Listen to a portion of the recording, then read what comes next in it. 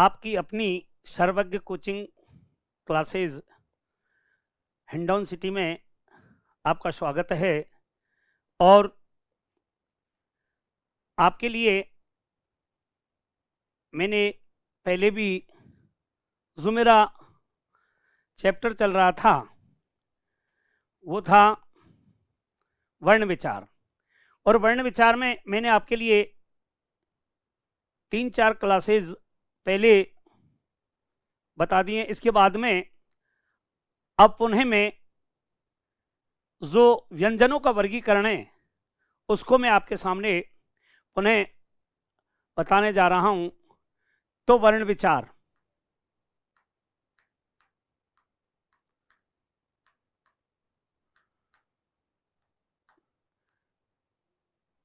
वर्ण विचार और वर्ण विचार में आपके मैंने जो अब तक बताया है, स्वरों का वर्गीकरण मैंने करवा दिया।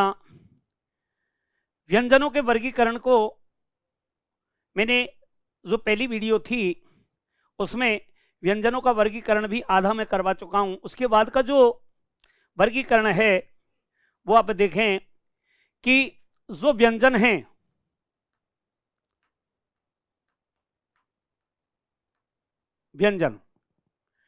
व्यंजनों को पुनः मैं रिपीट करता हूं कि 2 भागों में वर्गीकृत किया गया है, जिसमें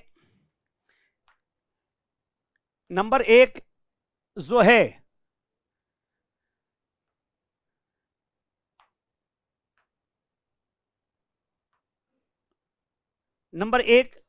है मैंने बताया था आपको कि व्यवहारिक आधार पर व्यंजनों का वर्गीकरण। और दूसरा जो है मैंने बताया था आपके लिए व्याकरण के आधार पर व्यंजनों का वर्गीकरण। व्यावहारिक आधार पर मैंने व्यंजनों का वर्गीकरण कर दिया, पिछले वीडियो में आपने देखा। और व्याकरण के आधार पर मैंने जो वर्गीकरण किया उसमें भी मैंने आपके लिए उच्चारण स्थान के आधार पर व्यंजनों का वर्गीकरण कर दिया। और प्रयत्न के आधार पर जो व्यंजनों का वर्गीकरण है उसमें मैंने आंतरिक आधार पर व्यंजनों का वर्गीकरण कर दिया। तो पुनः आप देखिए, अगला जो वर्गीकरण है वह है बाह्य आधार पर। बाह्य आधार पर व्यंजनों का वर्गीकरण। व्यंजनों का वर्गीकरण, बाह्य आधार पर व्यंजनों का वर्गीकरण। व्यंजनों की संख्या 33 है। मैं आंतरिक आधार पर 8 भागों में व्यंजनों का वर्गीकरण करवा चुका हूं। और अब आप देखिए, बाह्य आधार पर जो व्यंजन हैं उन्हें 2 भागों में वर्गीकृत किया गया है। पहले मैं आपके सामने 33 व्यंजनों को पुनः यहां लिखता हूं। का, खा, गा, घा, अंगा, चा, छा, जा,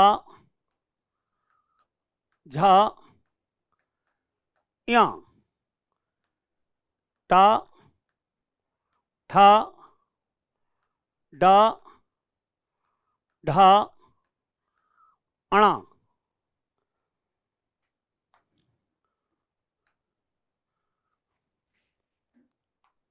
अणा,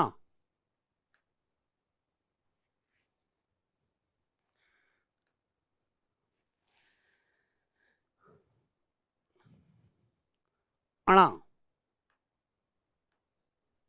ता, था, दा, धा, ना, पा, फा, बा, भा, मा, या, रा, ला वा सा सा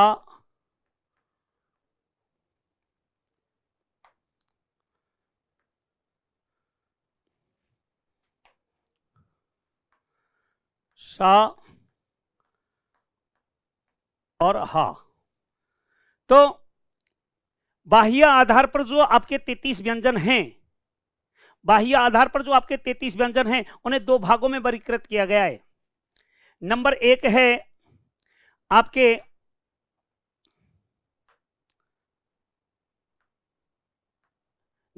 है आपके प्राणवायु के आधार पर, प्राणवायु के आधार पर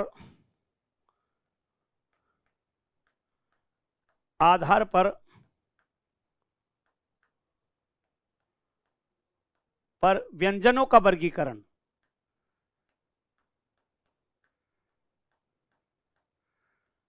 व्यंजनों का वर्गीकरण, यानी बाह्य आधार पर जो व्यंजन हैं उन्हें दो भागों में वर्गीकृत किया गया है, जिसमें नंबर एक है प्राणवायु के आधार पर व्यंजनों का वर्गीकरण, और नंबर दो है जो बाह्य आधार पर व्यंजनों का वर्गीकरण किया गया है वह कंपन या नाद के आधार पर, कंपन या नाद के आधार पर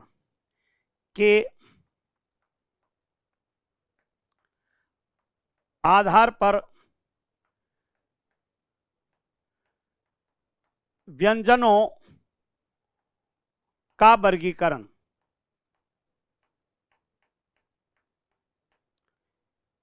यानी एक है प्राणवायु के आधार पर व्यंजनों का वर्गीकरण, और भाइयों दूसरा है कंपन या नाद के आधार पर व्यंजनों का वर्गीकरण।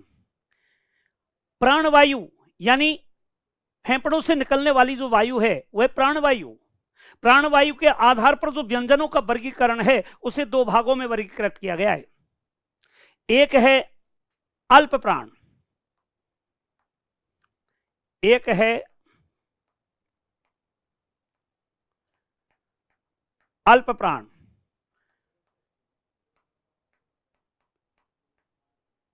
व्यंजन, एक है महाप्राण व्यंजन।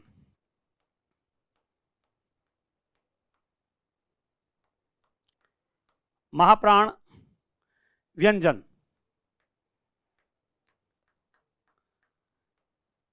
एक है अल्प प्राण व्यंजन और एक है महाप्राण व्यंजन।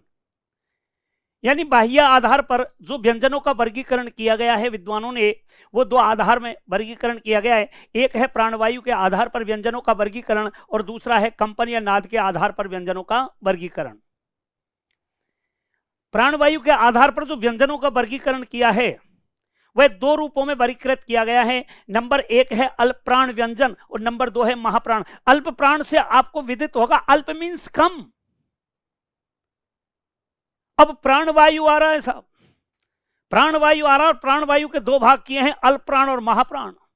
तो अल्प प्राण मीन्स कम, कम, और प्राण, प्राण मीन्स वायु। तो परिभाषित कर दीजिए, वे व्यंजन वर्ण जिनका उच्चारण करते समय प्राणवायु कम मात्रा में, वे व्यंजन वर्ण जिनका उच्चारण करते समय प्राणवायु कम मात्रा में बाहर निकलती हो उन्हें अल्प प्राण व्यंजन कहते हैं। क्या बोला? वे व्यंजन वर्ण जिनका उच्चारण करते समय प्राणवायु कम मात्रा में मुख विवर से बाहर निकलती हो उन्हें कहते हैं अपन अल्प प्राण। अब जहन में यह बात निश्चित आई होगी कि अल्प प्राण व्यंजन हैं कौन कौन से, हैं कौन कौन से अल्प प्राण व्यंजन। तो मैं आपको बता देता हूं कि वर्गों की संख्या 5, वर्गों की संख्या 5 है। कै वर्ग, चे वर्ग, टे वर्ग, ते वर्ग और पे वर्ग। यह रे ले वे व्यावहारिक आधार पर ये अंतःस्थ व्यंजन हैं, श स स है, ये व्यावहारिक आधार पर ऊष्मीय व्यंजन हैं, ध्यान रखना आप। और यहां कह रहा है कि अल्प प्राण व्यंजन हम पढ़ा रहे हैं व्यंजन, तो निश्चित है इनमें से ही होगा।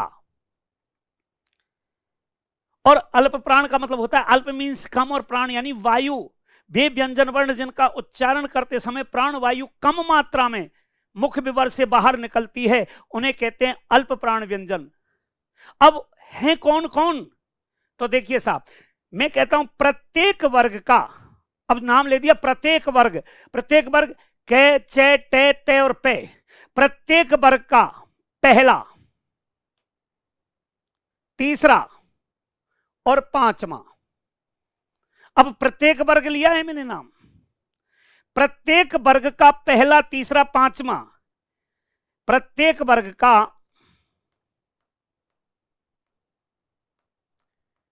प्रत्येक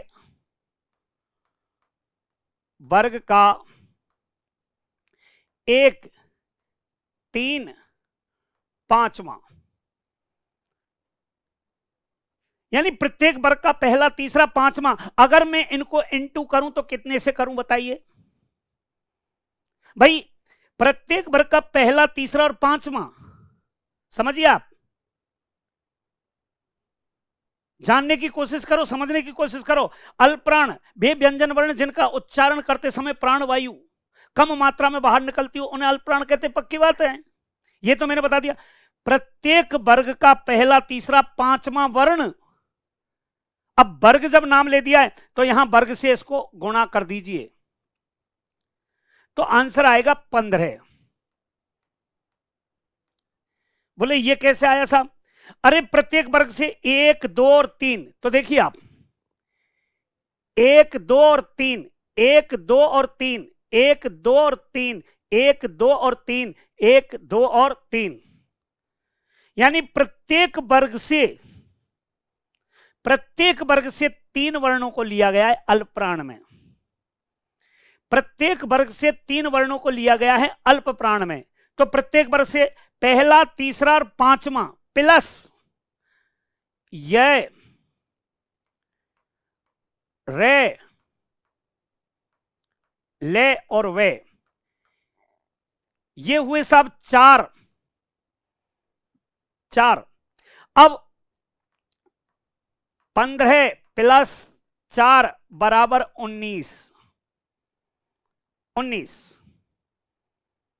यानी अगर आपसे एक क्वेश्चन पूछता है, यहां एक क्वेश्चन तैयार हो गया साहब आपका, अगर आप समझने की और जानने की कोशिश करें तो एक प्रश्न आपका बिल्कुल क्लियर है यहां, और वो प्रश्न है, अगर प्रश्न आ गया कि अल्प प्राण व्यंजनों की संख्या है, व्यंजन, मैंने वर्ण नहीं बोला, अगर मैं वर्ण बोलता ना तो बात कुछ और होती। मैं केवल यह कह रहा हूं कि हिंदी वर्णमाला में अल्प प्राण, ये व्यंजन, अल्प प्राण व्यंजनों की संख्या है।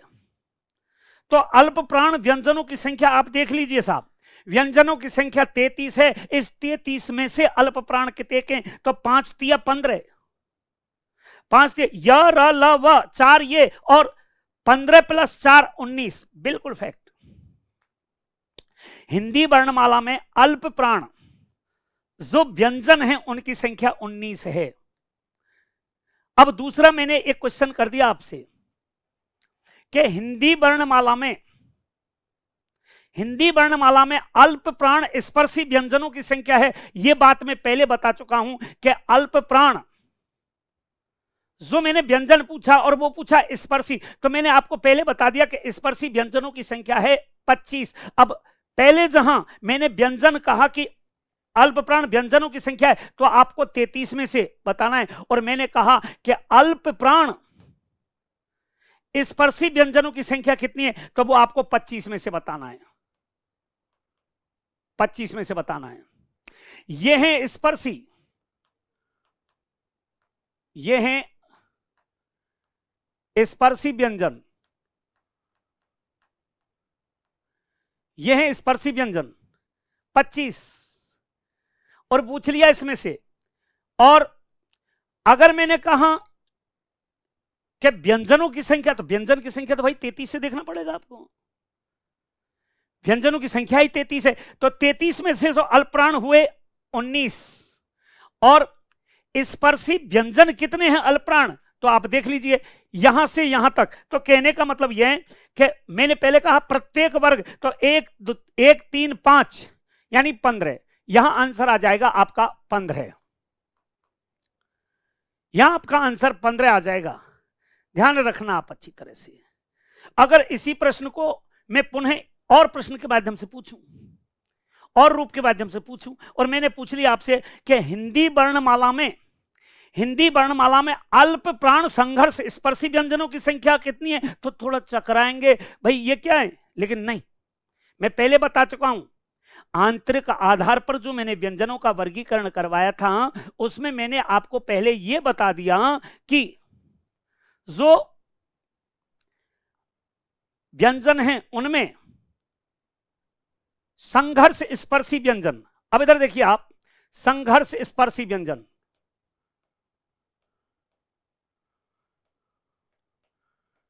संघर्ष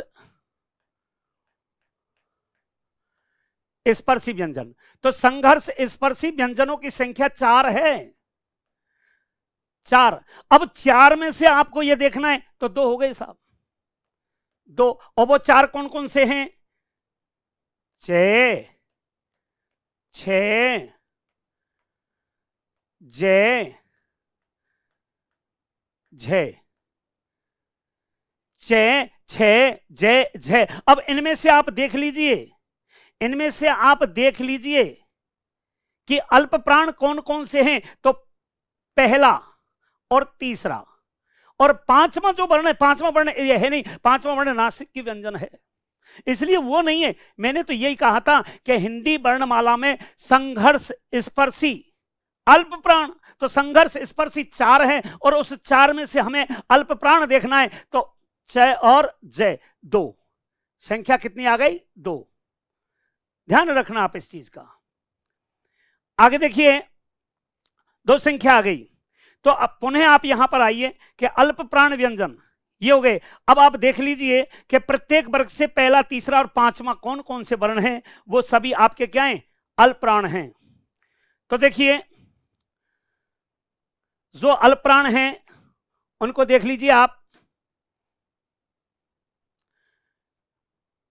क च ट ता पा ग ज ड द ब अंगा या अणा ना मा, ये 15 हो गए। और इसके बाद प्लस कर दिया हमने य र ल और वा। देखिए इससे मेल खा रहा है कि प्रत्येक वर्ग का पहला, तीसरा और पांचवा, प्रत्येक वर्ग का पहला, तीसरा, पांचवा, ये हो गया। तो अगर ये हो कि अल्प प्राण व्यंजनों की संख्या है, तो अल्प प्राण जो व्यंजन हैं आपके वो हैं 19, वो हैं 19। आप देख लीजिए कि प्रत्येक वर्ग का पहला, तीसरा, पांचवा, पहला, तीसरा, पांचवा, पहला, तीसरा, पांचवा, पहला, तीसरा, पांचवा, पहला, तीसरा, पांचवा, 15 ये हो गए, और य र ल और व यानी 19। आप देख लीजिए यहां भी 19 हो रहे हैं। व्यंजनों की संख्या 33, हर स्थिति में देखिए व्यंजनों की संख्या 33। अब अल्प प्राण जो व्यंजन हैं वो हैं 19। आगे देखिए महाप्राण, महाप्राण जो व्यंजन हैं, महाप्राण जो व्यंजन हैं इसमें बताया है प्रत्येक वर्ग का दूसरा, चौथा, यानी जो प्रत्येक वर्ग है आपका, जो प्रत्येक वर्ग है उसका प्रत्येक वर्ग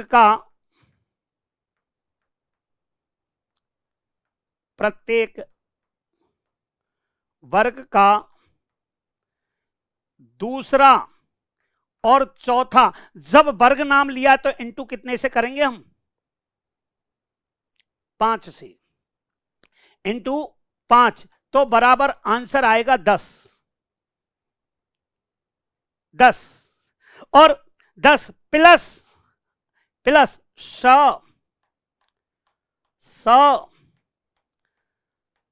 स और हा, ये स और हा, ये इनकी संख्या 10 प्लस 4 बराबर 14 है। ये हो गई। अब आप गणना कर लीजिए, 19 प्लस 14, 19 प्लस 14, अब देखिए साहब, 19 प्लस 14 बराबर 33। तो बाह्य आधार पर व्यंजनों का जो वर्गीकरण किया गया है, उसमें प्राणवायु के आधार पर व्यंजनों को दो भागों में वर्गीकृत किया गया है। एक है अल्प प्राण व्यंजन, दूसरा है महाप्राण व्यंजन। अल्प प्राण व्यंजन प्रत्येक वर्ग का पहला, तीसरा, पांचवा माना जाएगा, और महाप्राण जो व्यंजन है प्रत्येक वर्ग का दूसरा और चौथा जो वर्ण होता है वह माना जाता है। इसलिए आप देखिए, आगे आप देखेंगे कि जो ये व्यंजन हैं, ये कौन कौन से हैं, इस चीज को आपको ध्यान रखना है। और ये जो व्यंजन हैं, इनमें आपको देखना है कि प्रत्येक वर्ग का दूसरा और चौथा, अब प्रत्येक वर्ग का दूसरा और जो चौथा है उसमें देख लीजिए आप, ख, छ, ठ, थ, फ, ख, छ, ठ, थ, फ और घ, झ, ढ, ध और भा। इनकी संख्या 10, ये हुए 10 प्लस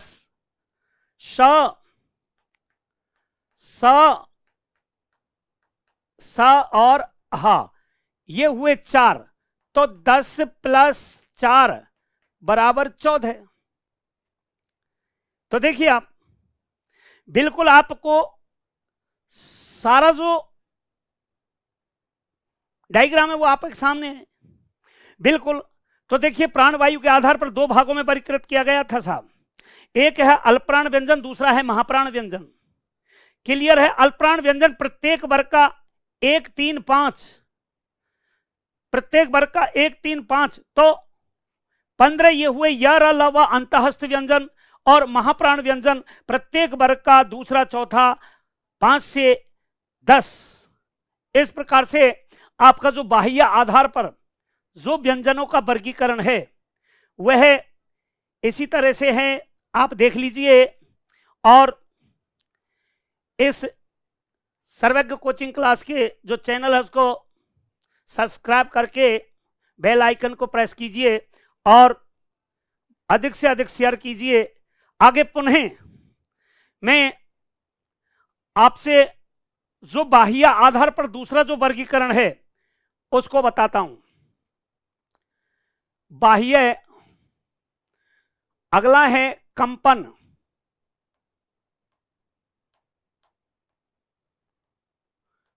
कंपन या नाद के आधार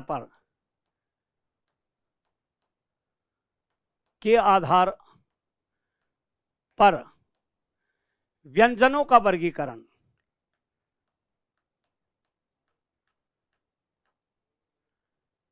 व्यंजनों का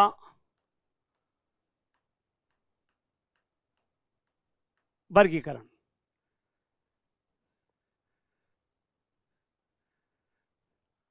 कंपन या नाद के आधार पर व्यंजनों का वर्गीकरण। कंपन या नाद के आधार पर जो व्यंजनों का वर्गीकरण है उसमें आप पुनः में कंपन या नाद के आधार पर पुनः में फिर व्यंजनों का वर्गीकरण करता हूं। व्यंजन है आपके क, ख, घ, घ, अंगा, च, छ, ज, झ, य, ट,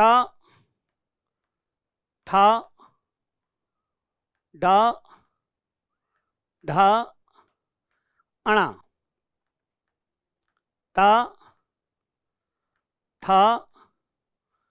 द, ध, न, प, फ, ब,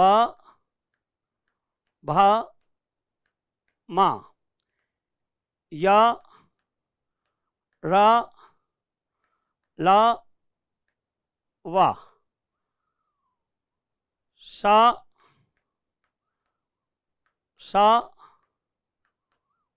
स, ह। यानी जो कंपन या नाद के आधार पर व्यंजनों का वर्गीकरण करना है, पुनः मैं आपके सामने कंपन या नाद के आधार पर भी व्यंजनों का वर्गीकरण अभी करवाऊंगा। जो आप इस आधार पर जब व्यंजनों के वर्गीकरण को देखेंगे तो वही 33 का वर्गीकरण होगा। यह मैं अगली क्लास में करवाऊंगा और मैं आपसे कहता हूं कि आप हमारे चैनल को सब्सक्राइब करें और प्रेस आइकन को प्रेस करें और ज़्यादा से ज़्यादा हमसे जुड़ें, ज़्यादा से ज़्यादा हमारे चैनल को शेयर करें। धन्यवाद। थोड़ी सी देर रुक जाऊं फिर और।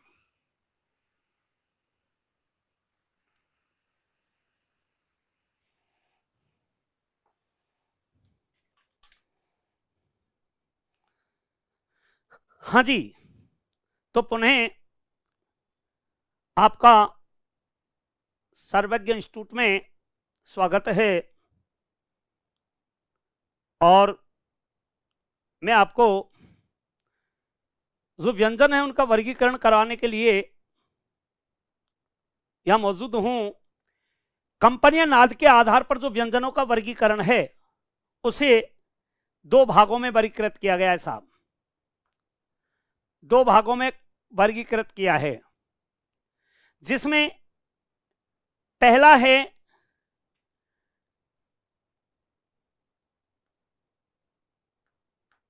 घोष।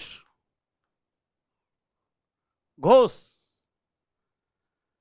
जिसे हम सघोष भी कहते हैं, सघोष भी कहते हैं। और दूसरा है अघोष।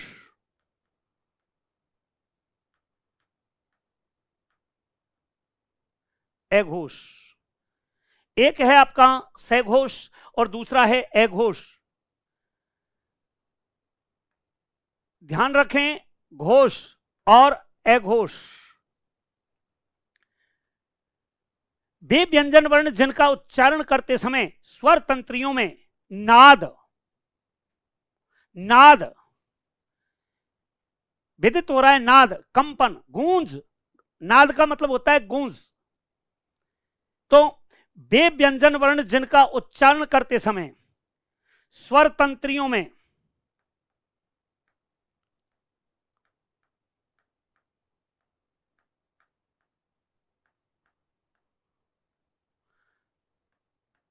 गूंज पैदा होती हो, गूंज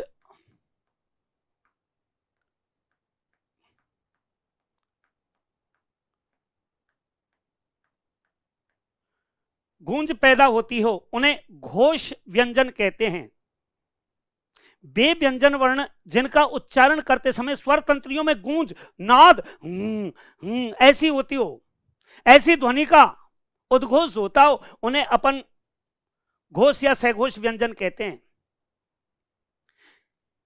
अब वही प्रत्येक वर्ग का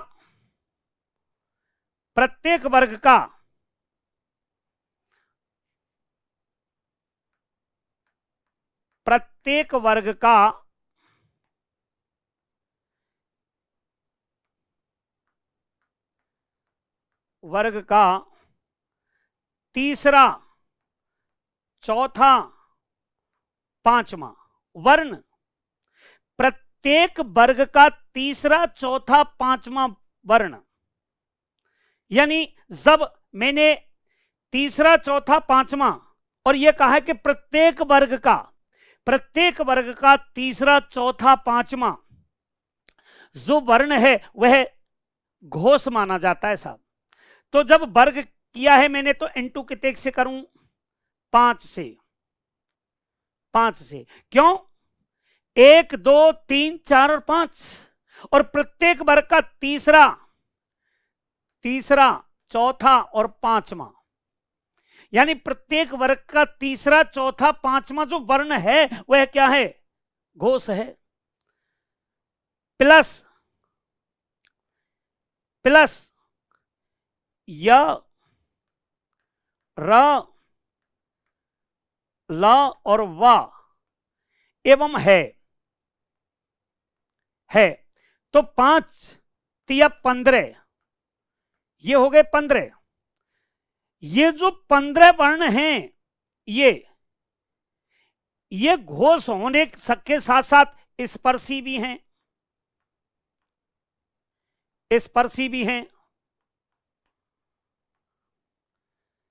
घोष होने के साथ साथ ये स्पर्शी भी हैं।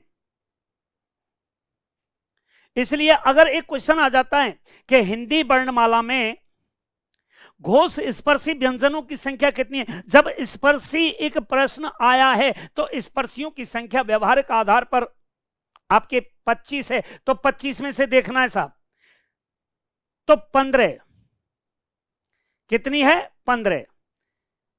4 आपके ये हो गए साहब, और 1 आपका ऊष्मीय व्यंजन हो गया। तो 15 प्लस 4 प्लस 1 बराबर 20। अब आपको कैसे भी क्वेश्चन आ जाए, अगर आपको काउंटिंग पता है तो निश्चित है कि क्वेश्चन आपके लिए कैसा भी आ जाओ और आपको इस चीज की नॉलेज है तो आप उसको बिल्कुल कर सकते हो।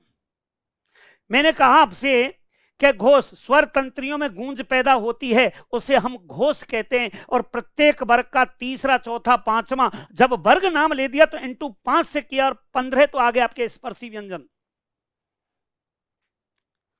येरेलेबे 4 जो आपके अंतस्थ हैं उनको भी हम घोष कहते हैं, और है जो एक ऊष्मीय व्यंजन है उसे भी हम घोष कहते हैं। अब देखो प्रश्न कितने बनते हैं। अभी मैंने आपसे कह दिया कि हिंदी वर्णमाला में घोष वर्णों की संख्या कितनी है। मैंने कह दिया कि हिंदी वर्णमाला में घोष वर्णों की संख्या कितनी है। घोष वर्णों की संख्या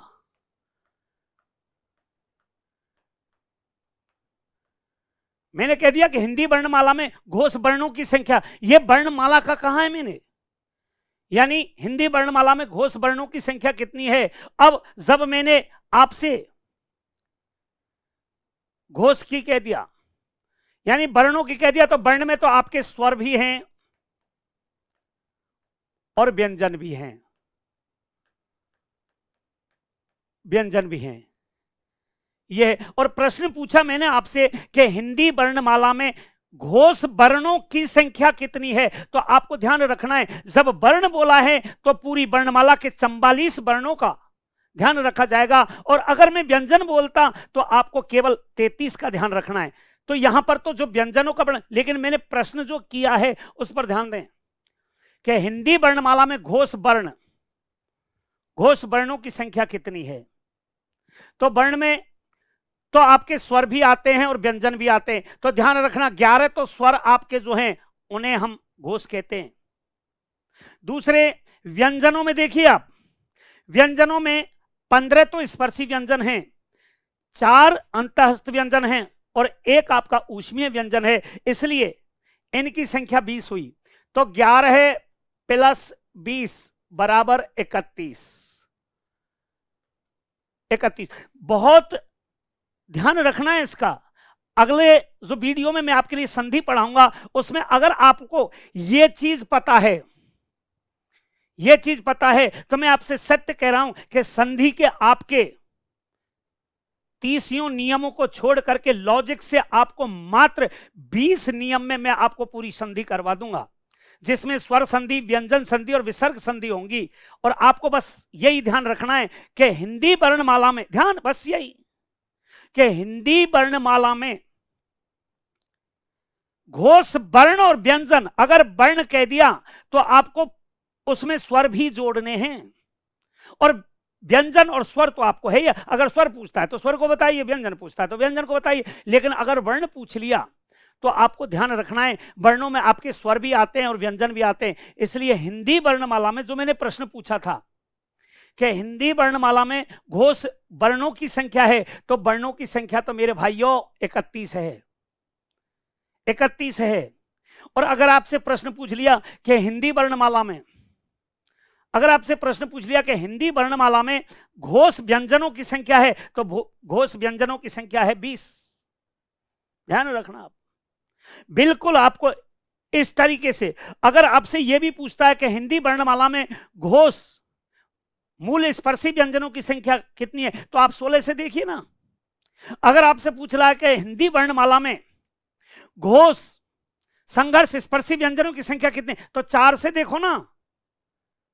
और प्रत्येक वर्ग का तीसरा, चौथा, पांचवा जो वर्ण है वो घोष है, यही आपको देखना है।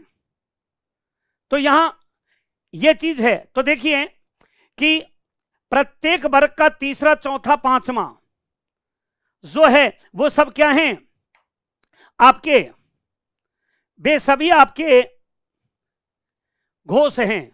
तो देखो गा, घा, अंगा, जा, झा, या, डा, ढा, अणा, दा, धा, ना, बा, भा, मा। यानी 15 तो ये हुए 15। और या, रा, ला, वा, 4 आपके ये हुए, और एक है आपका हा, एक आपका ये हुआ। तो इस चीज का ध्यान रखना है आपको, प्रत्येक वर्ग का तीसरा, चौथा, पांचवा ये। अब आप देखिए इनकी संख्या 20 हो गई। कितनी हो गई भाई? 20। ध्यान रखा करो, इनकी संख्या 20 हो गई। अगर वही है कि अगर आपसे पूछता है कि व्यंजन कितने घोष, 20, वर्ण कितने घोष, 31, स्वर कितने घोष, 11, अंतःस्थ कितने घोष, 4, ऊष्मीय घोष कितना, 1 है। इस चीज का आपको ध्यान रखना है। इसी प्रकार से अगला जो आता है वह है अघोष। पढ़ा व्यंजन रहे तो हम अपने आप कि वे व्यंजन वर्ण जिनका उच्चारण करते समय स्वर तंत्रियों में गूंज नहीं होती है, वे व्यंजन वर्ण जिनका उच्चारण करते समय स्वर तंत्रियों में गूंज नहीं होती है, उन्हें हम अघोष व्यंजन कहते हैं। अघोष, ए यानी नहीं और घोष यानी गूंज, तो वे व्यंजन वर्ण जिनका उच्चारण करते समय स्वर तंत्रियों में गूंज नहीं होती है, उन्हें अघोष व्यंजन कहते हैं। तो प्रत्येक वर्ग का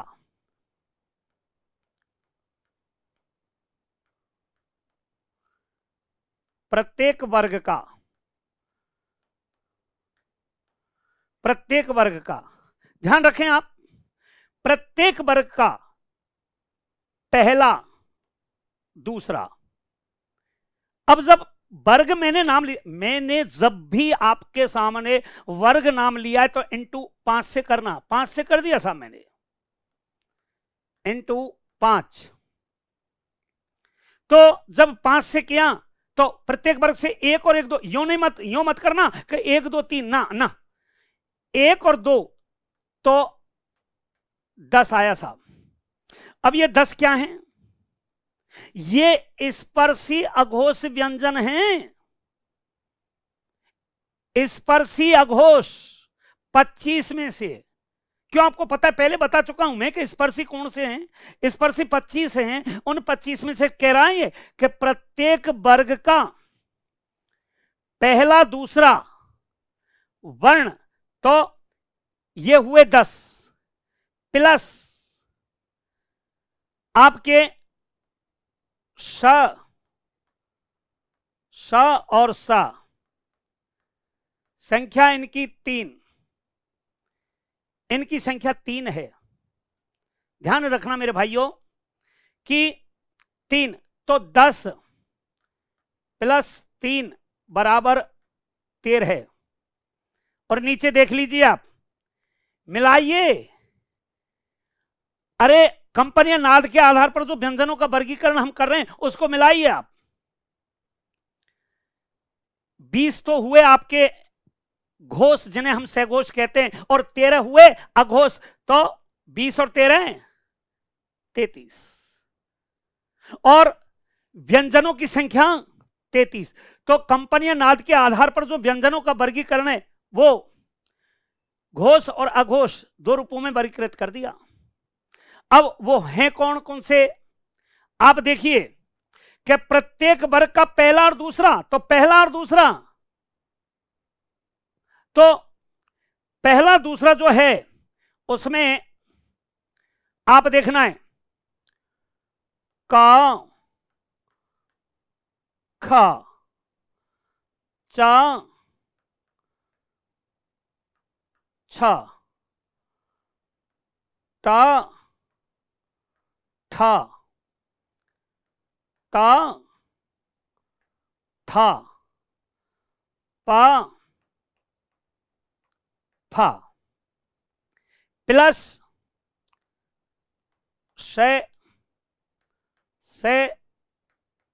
से। अब है तो इधर आ गया, है तो इधर आ गया, तो इनकी संख्या हो गई 13,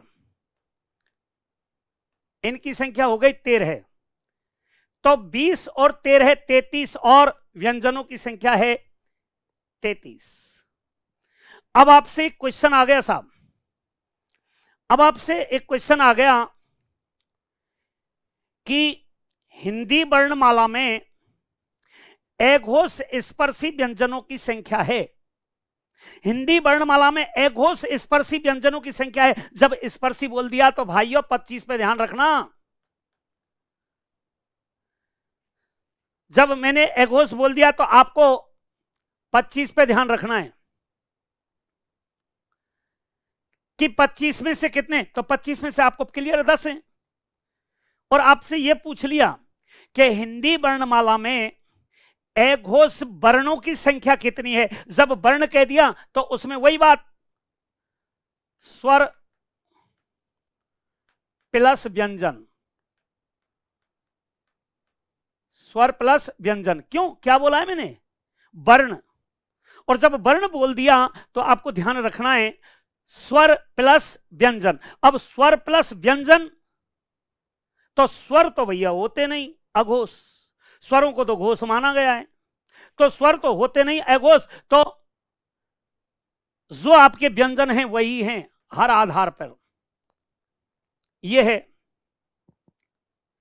ध्यान रखना आप, जो हिंदी वर्णमाला है उसमें कंपन या नाद के आधार पर व्यंजनों को दो भागों में वर्गीकृत किया गया है, और जिसमें एक है घोष जिसे हम सघोष के नाम से जानते हैं, दूसरा है अघोष। स्वर तंत्रियों में गूंज, नाद, कंपन के साथ नाद जहां होता हो उन्हें कहते हैं अपन घोष। और प्रत्येक वर्ग का तीसरा चौथा पांचवा इंटू 5 बराबर 15, यर अलब ये 4 और ह 1, तो संख्या हुई 20। और अगर स्वरों को भी जोड़ दिया जाए तो ये 31 होते हैं साहब। आगे देखिए, वही अघोष प्रत्येक वर्ग का पहला दूसरा इंटू 5 कर दिए तो 10 तो हुए, ये 10 ये हुए, और इसके बाद स 3 ये हुए, तो इनकी संख्या हुई 13, इनकी संख्या 13 हुई। तो 20 और 13 33, आपके 33 के 33 का वर्गीकरण आपके सामने है। आगे हिंदी वर्णमाला में जो आपके संयुक्त व्यंजन भी होते हैं,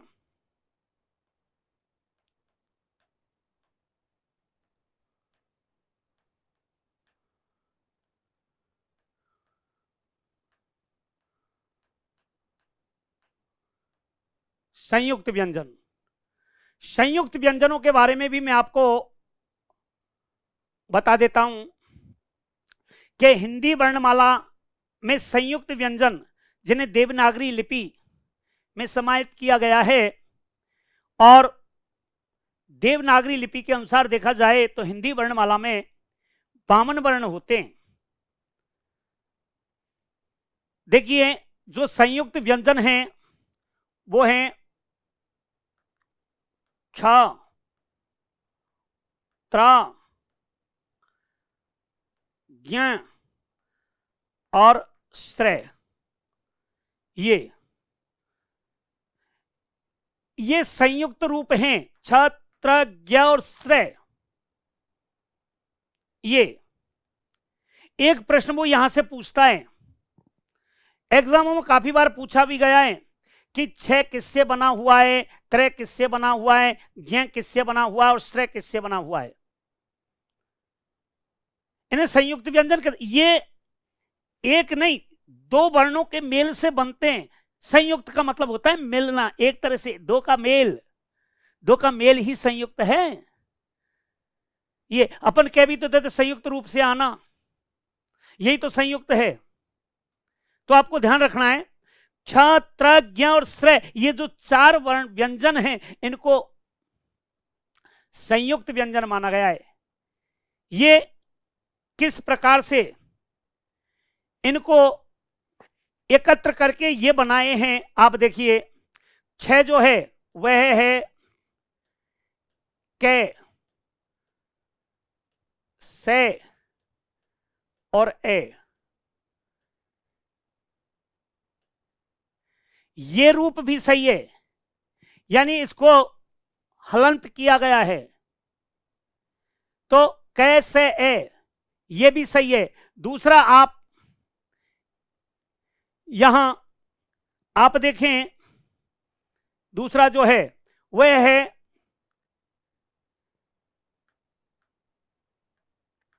कै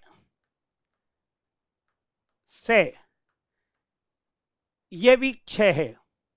आपको ये रूप आ जाए या ये रूप आ जाए, ये भी सही है और ये भी सही है।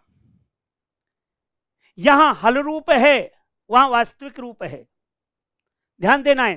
तो क स अ क्ष, और हिंदी वर्णमाला में इसका स्थान कै के बाद आ जाता है साहब। क स अ, ये दूसरा है त्रय, और त्रय को देखें आप, ये है ते रे ए, ये त्रे। इसी प्रकार जिस प्रकार से इसका दूसरा रूप है वो आप पुनः देखें,